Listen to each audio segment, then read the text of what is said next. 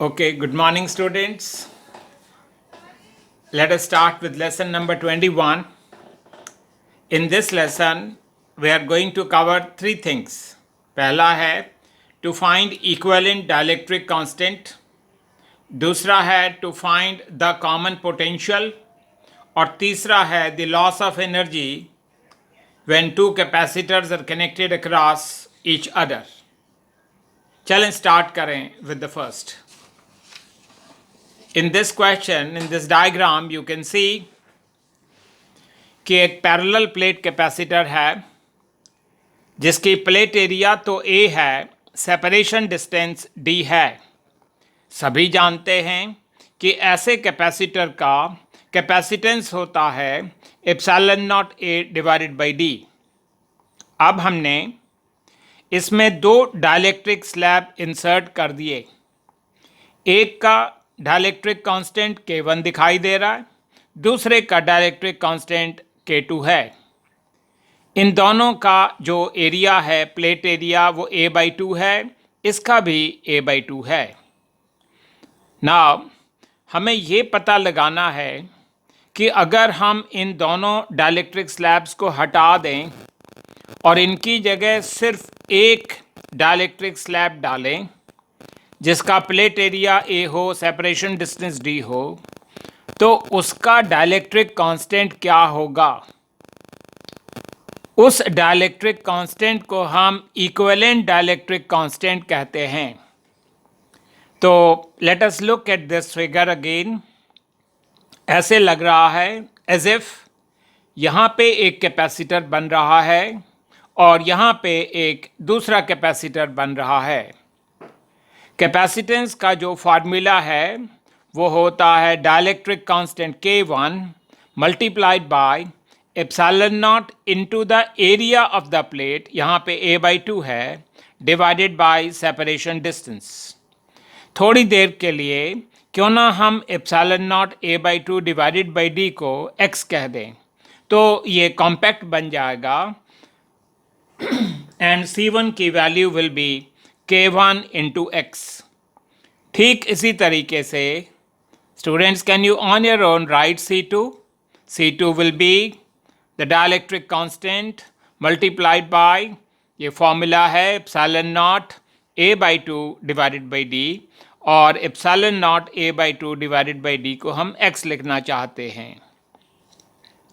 अब question arise होता है कि ये जो दोनों कैपेसिटर्स हैं, क्या ये सीरीज़ में हैं या पैरेलल में हैं? ये हम पहले भी देख चुके हैं। अगर यहाँ से चार्ज आ जाए तो कुछ चार्ज C1 के अंदर से जाएगा और कुछ चार्ज C2 के अंदर से जाएगा, मतलब चार्ज डिवाइड हो रहा है। जब भी किसी सर्किट में कहीं पे चार्ज डिवाइड होता है, वो एक 100% श्योर साइन है that the capacitors are connected in parallel. तो ऐसे हमें पता चला कि ये C1 और C2 they are connected in parallel. फिर रिमेंबर हमने एक लाइन याद की थी कि when capacitors are connected in parallel they simply get added. तो it is C1 plus C2। तो C1 की वैल्यू यहाँ से देख के लिखी, C2 की वैल्यू यहाँ से देख के लिखी, K2 इंटू एक्स। अब x कॉमन ले लिया, K1 प्लस K2 आ गया और x की वैल्यू मैंने लगा दी epsilon naught A/2 divided by D। अब मैंने क्या किया, ये जो 2 था इसको इधर ले गए and it becomes K1 plus K2 divided by 2 into epsilon naught A divided by D। Epsilon naught A divided by D को C0 कहा है, मतलब ये ओरिजिनल कैपेसिटेंस है इस कैपेसिटर का। तो हम इस वर्क से ये सीखे कि जो इक्विवेलेंट डाइलेक्ट्रिक कांस्टेंट है इन दोनों स्लैब्स का वो है K1 plus K2 divided by 2। चलिए student, let's start with the next question. इस क्वेश्चन में he says find the equivalent dielectric constant. तो इसमें वही पैरेलल प्लेट कैपेसिटर है, plate area A, separation distance D। तो capacitance of the capacitor when air is present between the two plates आप जानते हैं epsilon naught A divided by D लिख सकते हैं। अब इस डायग्राम में ही है शोन कि दो स्लैब्स हैं each of thickness d by 2। पहले स्लैब का डाइलेक्ट्रिक कांस्टेंट K1 है, दूसरे का K2 है। तो ऐसे लगता है जैसे यहाँ पे एक कैपेसिटर है, यहाँ पे ये दूसरा कैपेसिटर है।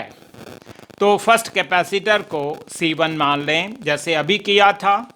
कैपेसिटेंस का फार्मूला होता है डाइलेक्ट्रिक कांस्टेंट इनटू, तो K1 into epsilon naught into A divided by the distance, वो है d by 2। सिमिलरली C2 के लिए भी आप लिख सकते हो K2 into epsilon naught A divided by d by 2। थोड़ी देर के लिए epsilon naught A divided by d by 2 को let us put it as x, ताकि एक्सप्रेशन कॉम्पैक्ट हो जाए। That's the only reason. तो C1 की वैल्यू हो गई K1 इंटू एक्स, C2 की वैल्यू हो गई K2 into x. As we discussed earlier, the question arises कि ये जो दो कैपेसिटर्स हैं, how are they connected? तो यहाँ से अगर कोई चार्ज आ जाए तो सेम चार्ज पहले कैपेसिटर में से फ्लो करेगा और वही चार्ज फिर सेकंड कैपेसिटर से भी फ्लो करेगा। इसका मतलब चार्ज कहीं पे डिवाइड नहीं हो रहा। That is a sure sign that the capacitors are connected in series. जब चार्ज डिवाइड नहीं होता, इसका मतलब the capacitors are in series.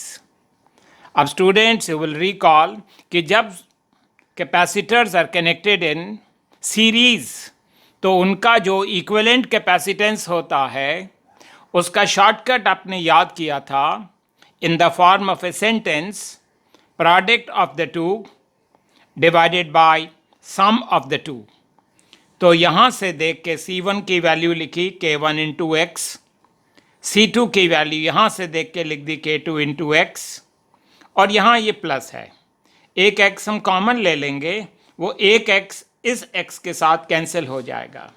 तो क्या बचा फिर K1 K2 divided by K1 plus K2 into x, और x क्या था epsilon naught A divided by d by 2, वो यहाँ लिखा। और ये जो 2 है ये नेक्स्ट स्टेप में ऊपर चला जाएगा, तो it is 2 times of K1 K2 divided by K1 plus K2। तो हम ये सीख रहे हैं दैट जो कैपेसिटेंस है इस कैपेसिटर का वो 2 times of K1 K2 divided by K1 plus K2 into C0 है। क्यों ना इसको C एयर कह दूं, क्योंकि ये था C एयर। सो ये जो टर्म है 2 times of K1 K2 divided by K1 plus K2, इसी को हम इक्विवेलेंट डाइलेक्ट्रिक कांस्टेंट कहते हैं। तो अब हमने दोनों केसेस देख लिए, जब capacitors are connected in parallel, when the dielectric slabs are connected in parallel, and dusra when the slabs are in series. Okay, let us now take up one more question in finding out the equivalent dielectric constant. Now that we have little practice on this, so it will not be that difficult. तो इस diagram में एक parallel plate capacitor है जिसका plate area तो A है, separation distance D है। यहाँ पे दो डाइलेक्ट्रिक स्लैब्स हैं with dielectric constant K1 and K2, और यहाँ पे एक दूसरा डाइलेक्ट्रिक स्लैब है with plate area A by 2 और सेपरेशन डिस्टेंस D है।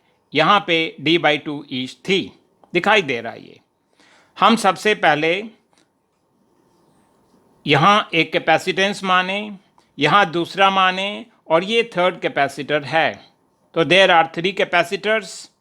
अभी हमने पिछले 2 क्वेश्चंस में प्रैक्टिस की writing the formula for the capacitance. C1 will be K1 times of epsilon naught into A divided by D। कौन सा एरिया A by 2, कौन सा distance D by 2।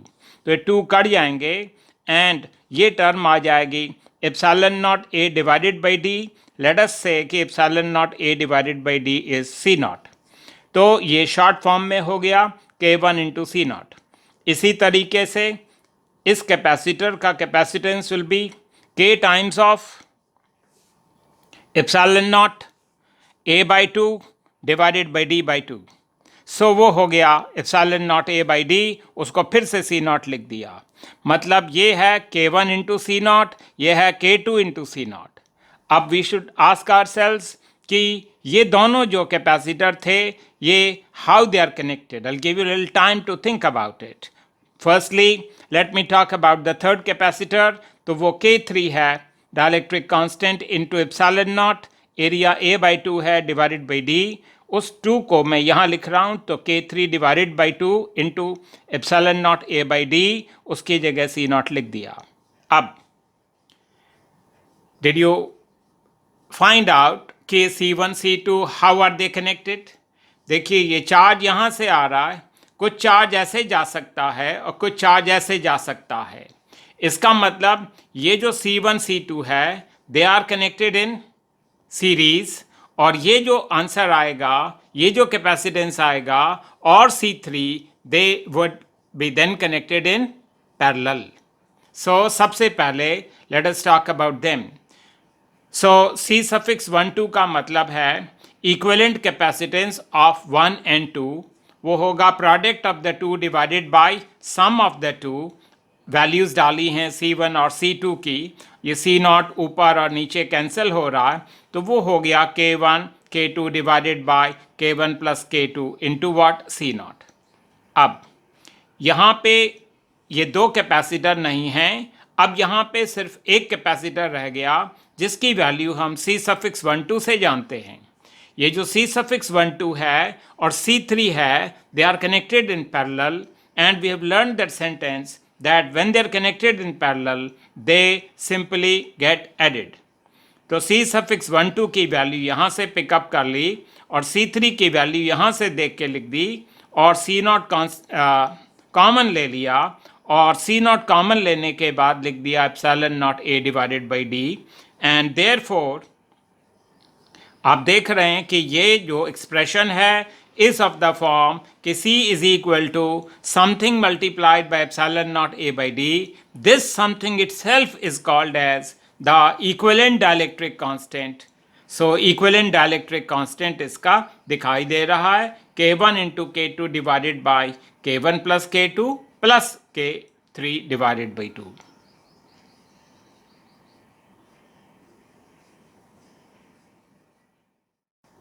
Okay students, let us now start with the next question. ये है कि find the common potential when two charge capacitors are connected across each other. Situation बड़ी simple है। Initially हमारे पास एक capacitor है C1 at a voltage V1, तो we can easily ask ourselves कि how much charge will be there? Well, the charge will be, Q will be C1 into V1. इसी तरीके से we have another capacitor C2 और उसके cross है voltage V2, तो naturally उसके पास भी जो चार्ज होगा वो C2 इंटू V2 हो जाएगा। तो फर्स्ट कैपेसिटर के पास इतना चार्ज है, सेकंड कैपेसिटर के पास इतना चार्ज है। सो आई आस्क यू कि what is the total initial charge? You will से it will B Q1 plus Q2, that means it will be C1 V1 plus C2 V2। Now ये जो capacitor C2 है, it is connected across C1 like this. By the law of conservation of charge, जितना charge पहले था उतना ही charge finally होगा। So ये है total charge on both these capacitors. And how are they connected? They are connected in parallel, therefore their equivalent capacitance will be sum of them C1 plus C2। अब हमने golden फार्मूले से voltage की expression लिखी, voltage होता Q by C।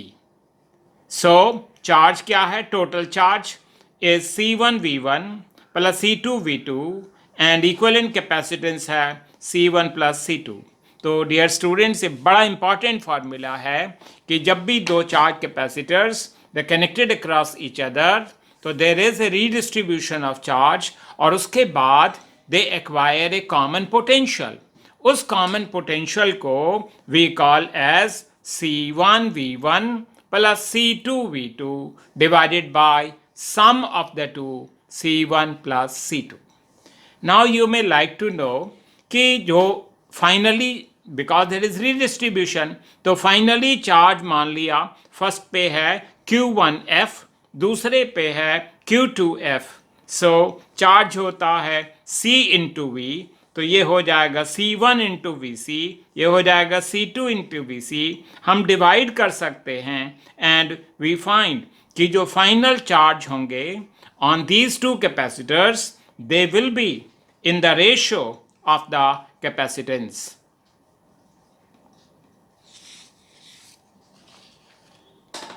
Now this next question is a very important 3-mark question. Lot of mathematics is there, but it is of simple kind. The question that we are discussing is, find the expression for the loss of energy when two charged capacitors are connected across each other. Situation बिल्कुल वही है जो अभी आपने सुनी थी कि एक कैपेसिटर है C1, उसके क्रॉस वोल्टेज है V1. तो नेचुरली हम ये बता सकते हैं कि फर्स्ट कैपेसिटर के पास एनर्जी विल बी 1/2 CV².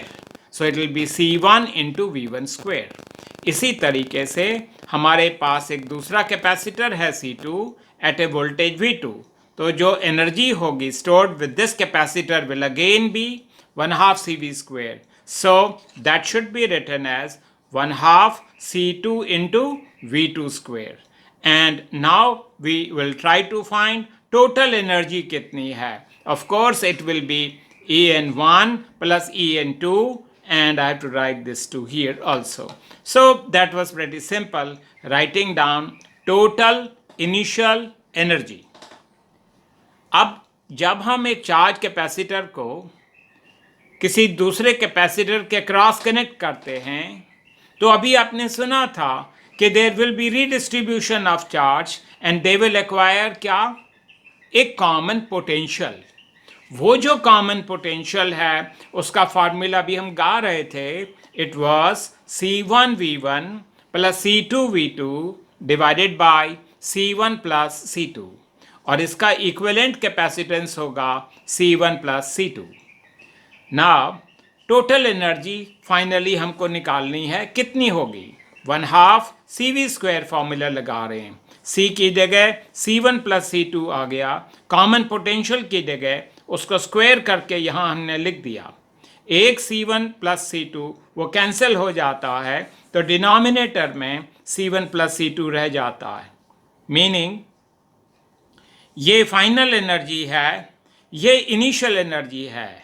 हमें नहीं पता कि whether there is going to be a gain in the energy और there will be a loss in the energy. इसलिए हम सबसे पहले चेंज इन द एनर्जी निकालते हैं.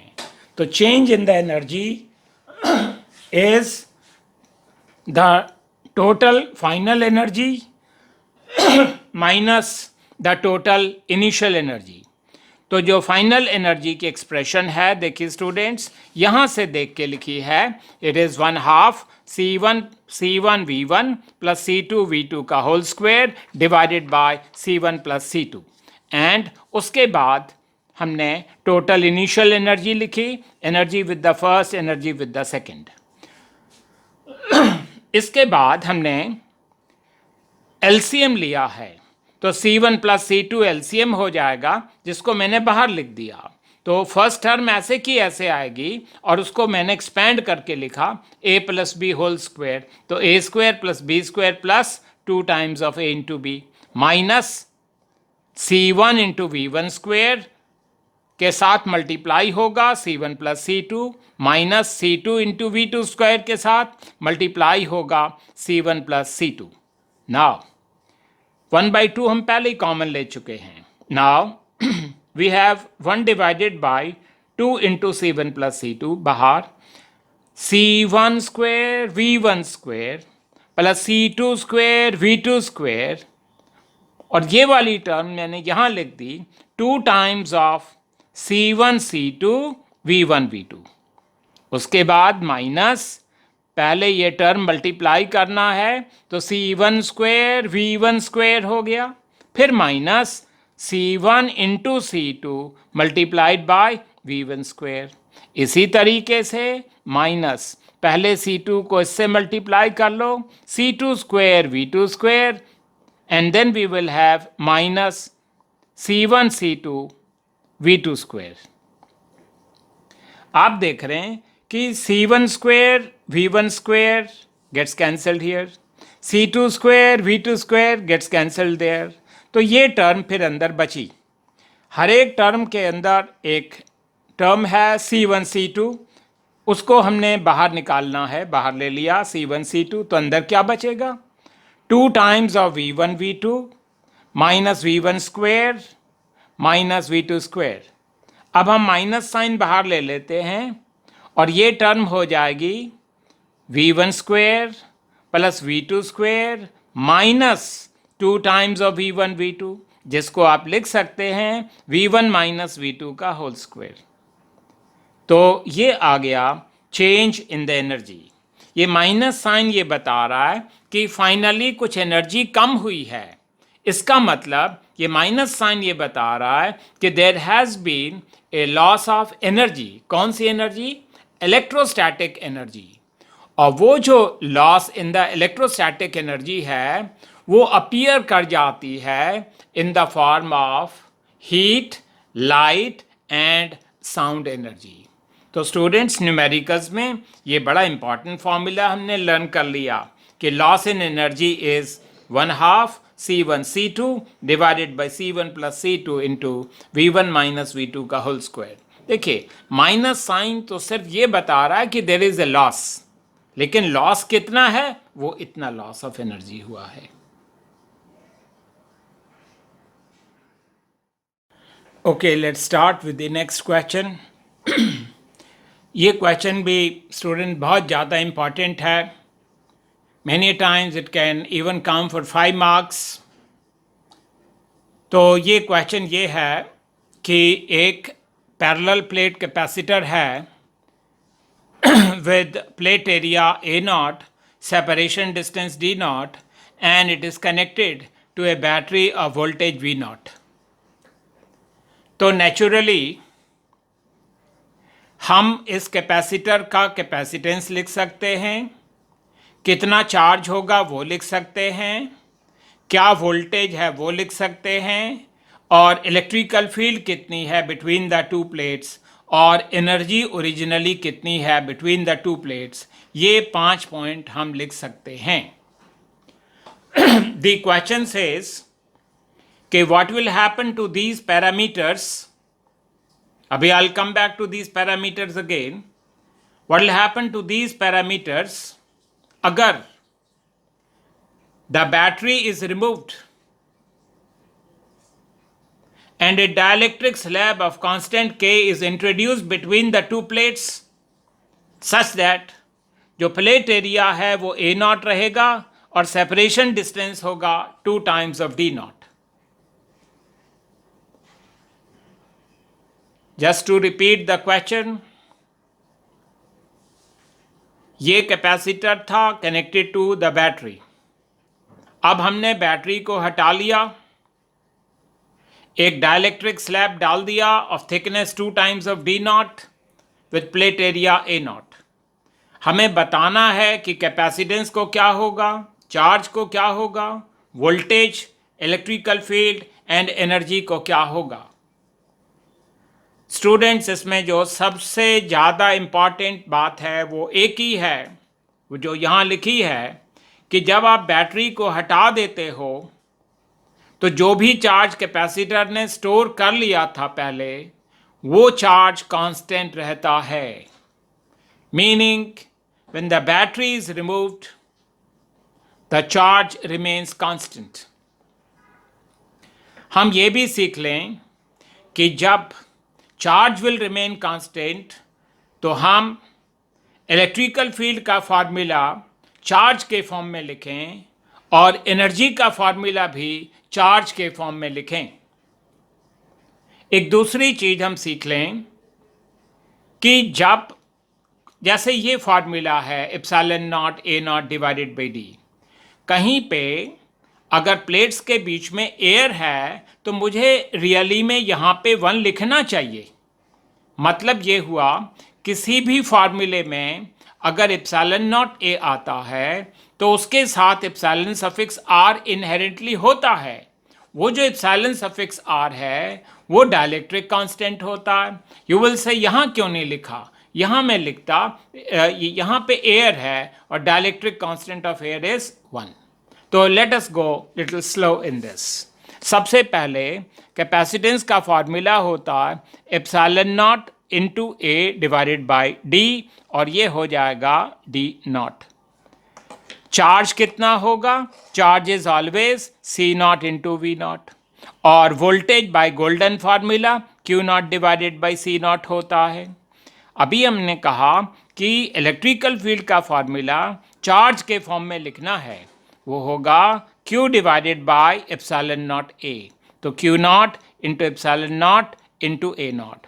और ये एनर्जी का फार्मूला भी चार्ज के फॉर्म में लिखना है Q naught square divided by 2 times of C not.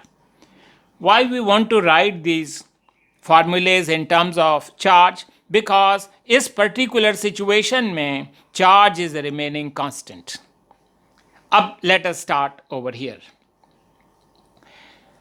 I am repeating again, इस डायग्राम में प्लेट एरिया ए नॉट है, separation distance 2 times of D naught है, और यहाँ पे एक डाइलेक्ट्रिक स्लैब है जिसका डाइलेक्ट्रिक कांस्टेंट इज के। तो इसका फार्मूला कैसे लिखते हैं कैपेसिटेंस का, के multiplied by epsilon naught into A naught divided by the separation distance which is 2 times of D not. May I right like this, के बाई 2 पहले लिख लिया, epsilon naught A naught divided by D not, वो देखिए बन जाता सी naught. तो हम ये कह सकते हैं कि जो फाइनल कैपेसिटेंस है वो बन गया K by 2 times of C naught. What about the final charge, you will say that is going to remain constant, तो वो जो चार्ज था वो क्यू नॉट ही रहेगा। How do we write the formula for the voltage, voltage होता Q divided by C, तो Q naught तो कांस्टेंट है, डिवाइडेड बाई फाइनल कैपेसिटेंस वो लिखनी है K by 2 into C naught, तो वो 2 ऊपर चला जाएगा, तो 2 divided by K times of Q naught divided by C naught, और Q naught upon C naught को हमने क्या लिखा, V नॉट। मतलब जो वोल्टेज है वो बन जाएगी 2 by K times of V not. अब we will talk about electrical field. देखिए, we'll concentrate over here. Formula was electrical field का formula charge divided by epsilon naught into A.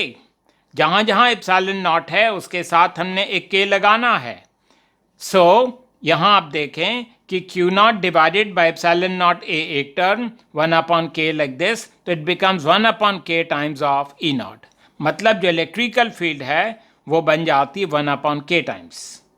What about the electrical field, formula ये था, तो charge की value Q naught square लिख दी divided by final capacitance. Final capacitance यहाँ से देख के लिखा के by 2 times of C naught, तो ये 2 ऊपर जा सकता है, तो 2 डिवाइडेड बाई के एक फैक्टर रह जाएगा, और जो कुछ बचेगा वो है Q naught square divided by 2 times of C naught. मतलब जो फाइनल एनर्जी है वो 2 divided by K times of initial energy होगी।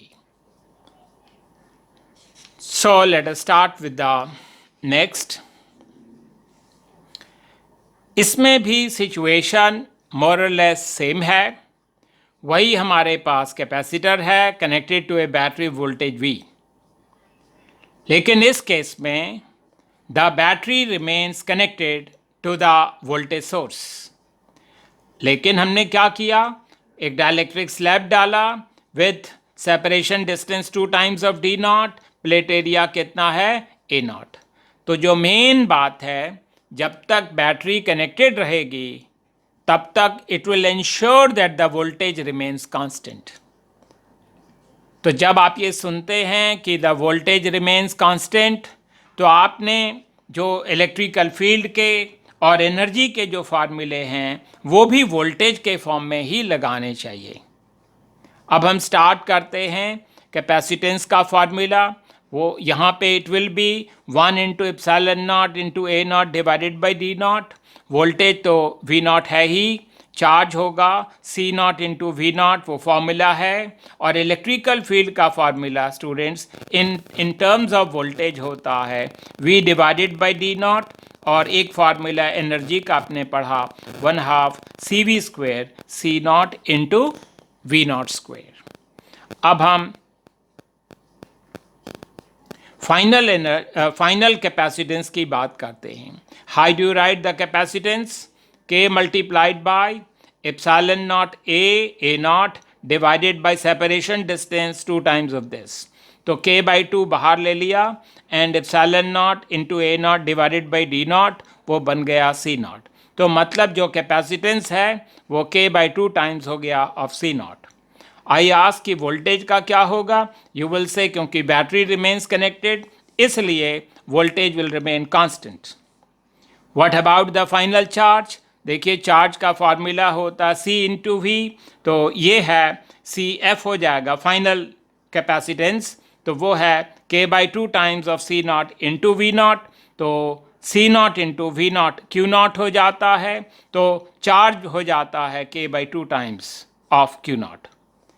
What about the electrical field?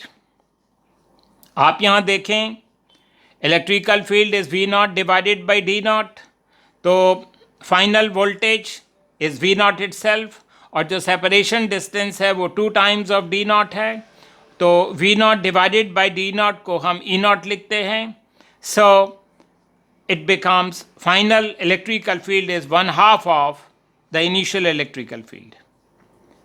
In the same way हम स्टार्ट करते हैं writing the formula for the final energy. अब final energy है 1/2 C V square. Final capacitance लिखिए यहाँ से देख के K by 2 times of C naught, और वोल्टेज तो वही V नॉट होगा V नॉट स्क्वेयर। तो ये K by 2 पहले लिख लिया, 1/2 C naught into V naught square, ये ओरिजिनल एनर्जी है। सो जो फाइनल एनर्जी है वो बन जाएगी K by 2 times of initial energy. चलिए एक छोटा सा एप्लीकेशन कर लें of what we have learn just now. The question says कि एक पैरेलल प्लेट कैपेसिटर है, उसमें एक डाइलेक्ट्रिक स्लैब है ऑफ थिकनेस D1, एक दूसरा डाइलेक्ट्रिक स्लैब है of thickness D2। Dielectric constants are K1 and K2। We are learning कि if we do not want to talk about the dielectric slabs, तो जो इनका इफेक्टिव डिस्टेंस होगा in air, effective distance between the two plates in air will be D1 divided by K1 plus D2 divided by K2।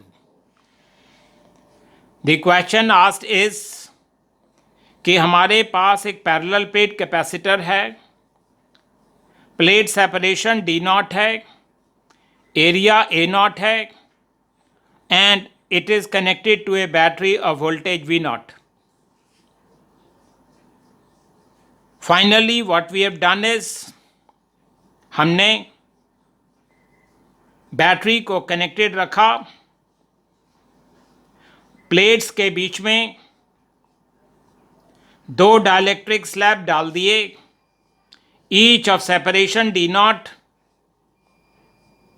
And dielectric constant पहले का 10 है, दूसरे का 1 है।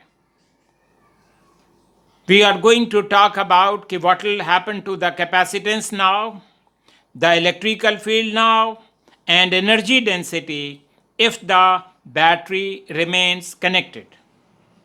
तो स्टूडेंट्स हम सबसे पहले इफेक्टिव डिस्टेंस इन एयर निकालते हैं। अभी आपने फार्मूला देखा, इफेक्टिव डिस्टेंस होता D नॉट डिवाइडेड बाई पहले वाला K1 plus D not divided by K2, D not common ले लो तो 1/10 प्लस 1, तो इफेक्टिव डिस्टेंस हो गया D not into 11/10।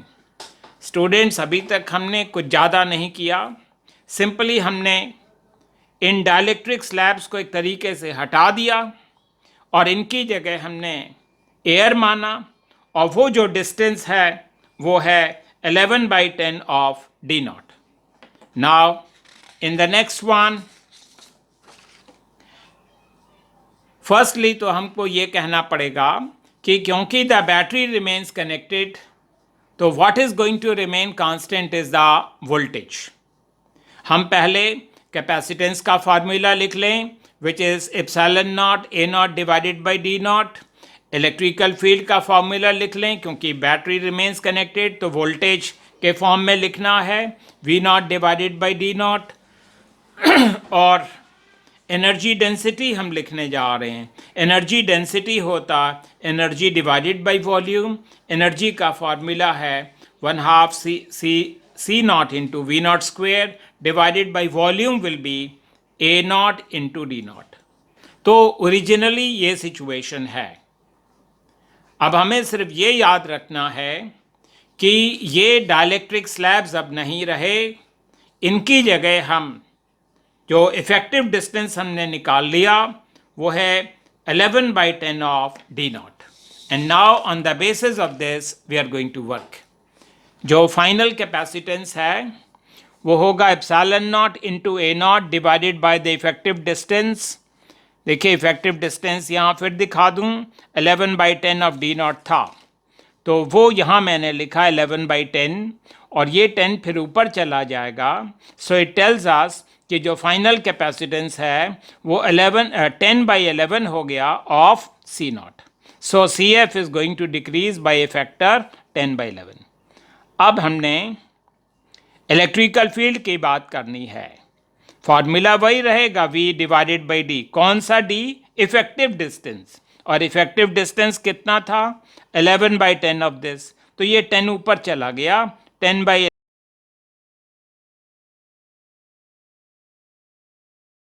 Of V naught by D naught. V naught by D naught is nothing but E naught. So electrical field decreases by a factor 10/11.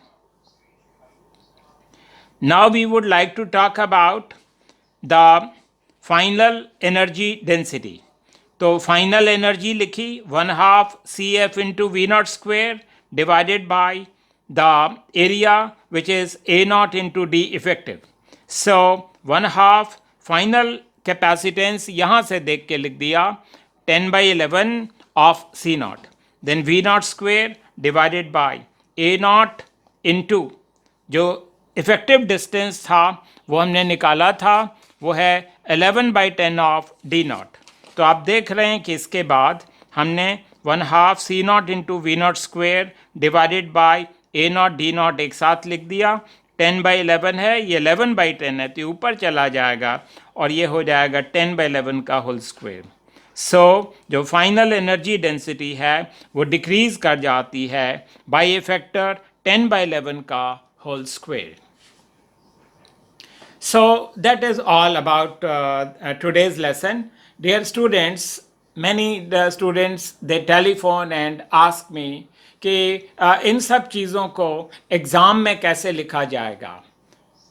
Exam में बिना practice के नहीं लिख पाएंगे. So I advise all students कि इन चीज़ों को ज़ोर ज़ोर से बोल के पढ़ें और जो मैथमेटिक्स है उसको लिख लिख के देखें. If you have any problem you can contact me and I will try to help you. Thank you.